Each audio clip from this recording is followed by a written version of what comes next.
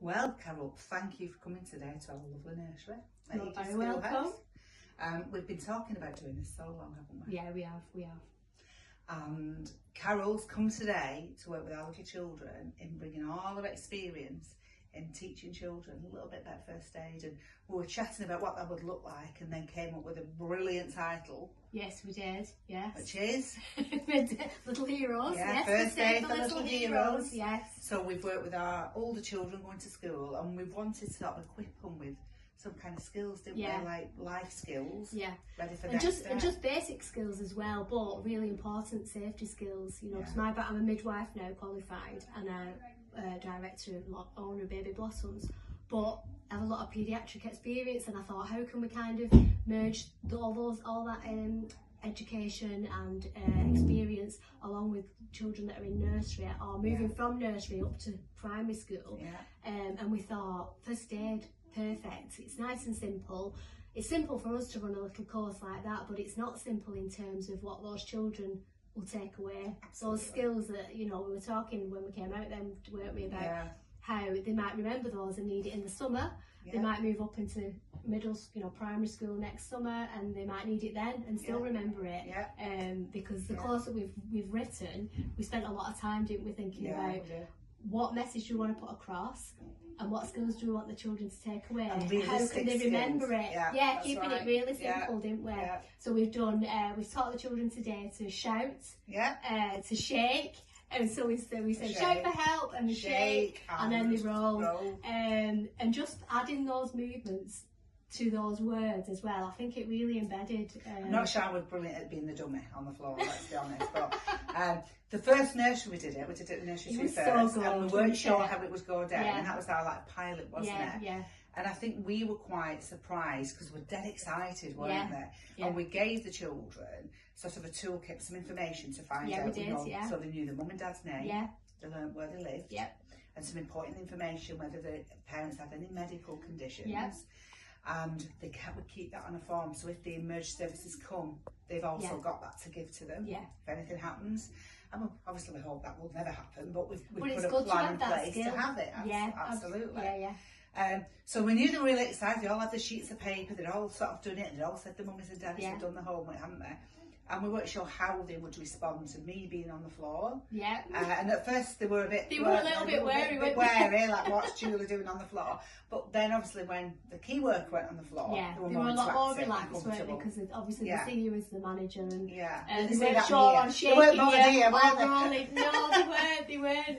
But it was honest. That was obviously our first session that we did last week, and I was so chuffed when I came away, and I could hear the children in the garden, like when they were playing outside, and they're shouting, "Shout! I need help, and I need to roll, and I need to." And they even remembered the numbers, you know, because it was a good pilot that to think what information can a 4-year-old retain, and keeping it really specific and simple but important. And they remembered which number to ring, who they're going to ring. They want an ambulance, so they're going to ring 999. What are you going to say? You're going to say, "I need help."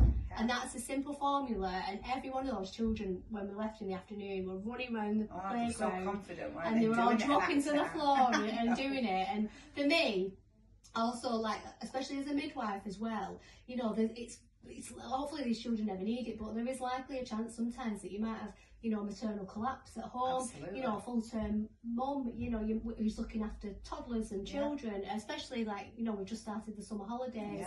There's a lot of young children that are with grandparents, that are with mums and dads. So just to have that knowledge and that skill, I just think it's a really important message to send home. It is, and you know, we don't assume that any parent's going to pass away, but we have had a situation here where a little girl's mummy did pass out. She had a seizure in front of her, and she didn't know what to do, and mummy sadly passed away.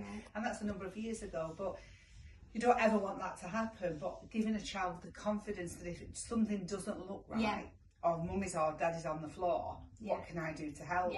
And I think that's something that's huge. And for you, sort of bringing in that idea of being able to move an adult, and that was really good, because you demonstrated try and move them now while they're on the floor, and they couldn't.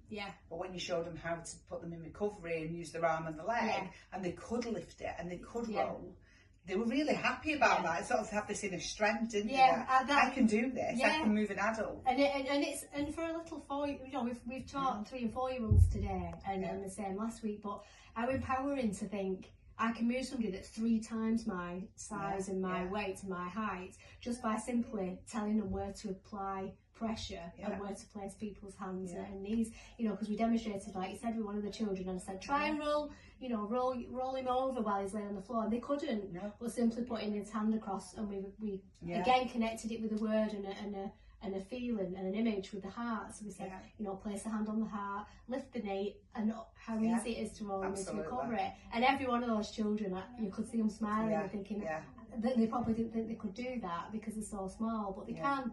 And I think looking at today and again last week, they've not just gone on with those practical skills. It's that confidence to like you said, hopefully they never need to ring an ambulance, or you know, somebody doesn't collapse at home, or like I said, a lot of pregnant women, you know, they're not in that situation. But if they were, they might just pass out. You know, you just don't know, do you? We're in this heat now. It might be great. It's a good point. It could be, you know, we've had really, you know, warm days, haven't we? They might be the grandparents and that, or diabetic. That can happen, you know, and then they have a collapse on the floor.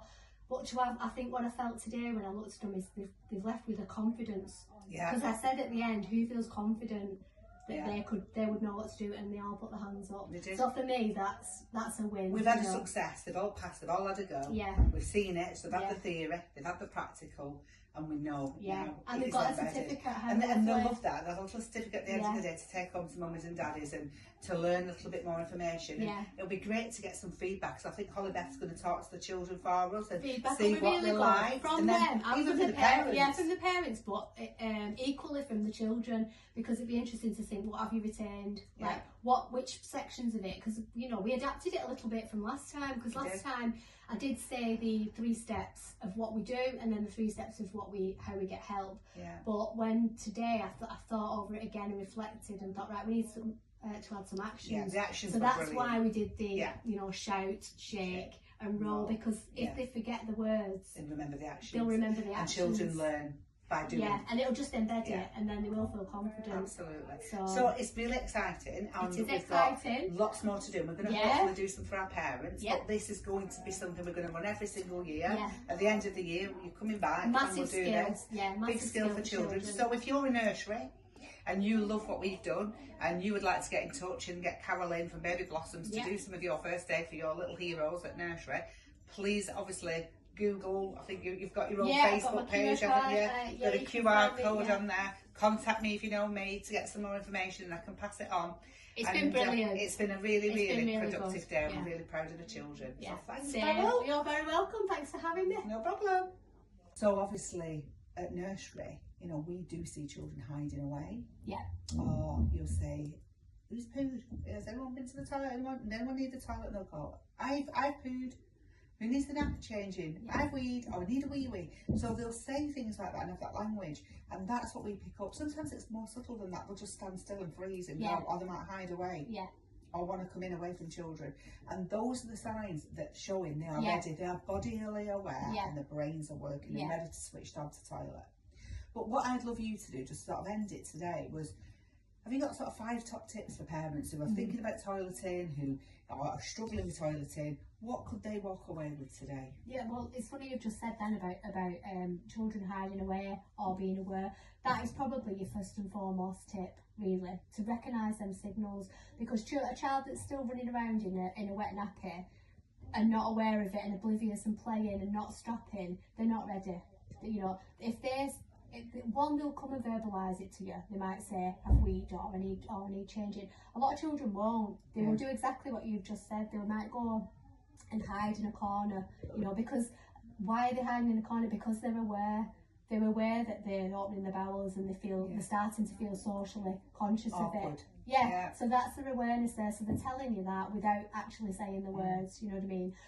What I would say as well, familiarise your child with the bathroom. You know it's really important. You know, this is where we go to the toilet. So another thing we used to do as well, which I promote a lot with parents, is to make the bathroom the place where we go to the toilet. So physically, when you're changing a nappy, take them up to the toilet.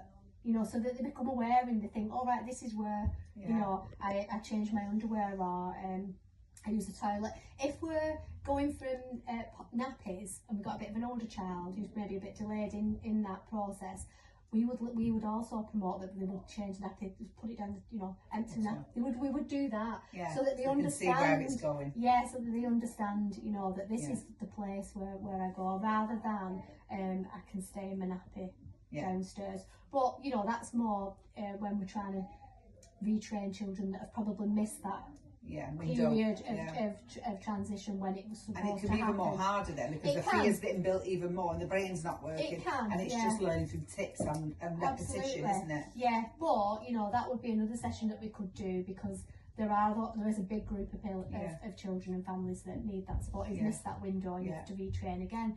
So what I would say to you if you're thinking about potty training, I would be saying, are they showing signs? You know, are they, you know, if they've weed, are they holding themselves? Are they telling you that they've weed? So that's your first sign you're going to be looking for. And then if you are thinking of doing it, I mean, the summer holidays is perfect. If you're off, you know, what I would say is avoid stressful times. You know, if you've got family coming over, if you know you're going to be distracted, you've got a lot of work on, that's not the best time to be thinking, because it does take commitment from yourself, both parents or grandparents if they're looking after them. So I would recognise the sign and think, right, I'm aware she's ready or he's ready to go to the toilet. Make it fun. Make it fun. You know, get a sticker chart up and don't get a sticker chart up in the bathroom. Talk about toileting. Go to the toilet. You know, talk about it. You know, Mum is going to the toilet now. I've had a wee. Be open, because then those open dialogue. It's not embarrassing them. Exactly. And you're breaking barriers, then they're more likely to come to you and say, I'm going to go to the toilet, you take me. There are other things as well. The simple things, there's so many tips I can give you, Julie. Looking at what's in your bathroom. Try and look at your bathroom from a child's perspective is what I would definitely say. Because if you walk in your bathroom as an adult, you're up here, you can see the windows, you can see the shower gels, you know what I mean? If you're a child, it's quite daunting. It is. You know, it's like a big hole waiting. So look at it from your child's perspective and think, right, I'm a little person down here, so I want the toilet roll to be lower. So it's accessible. I want the hand gel to be down here. You know, is the lighting scary? Simple things like that. If there's no lighting on the hallway, they're reluctant to think, I want to go upstairs. It's a bit scary, I might not go, so I'll hold on a bit longer. And even sometimes the sound of the flush. Absolutely. You know, if they run away, don't they? Because what's that noise? It might be you don't flush straight away. There are lots of things that you and I might not think about, but the barriers for children. So I would think about that. So recognise the tips would be the first one. Recognise the signs that he or she is showing you, that they're telling you that they're wet or they need changing. And look at your environment and think, right, is this welcoming now for us to start potty training? And then go for it.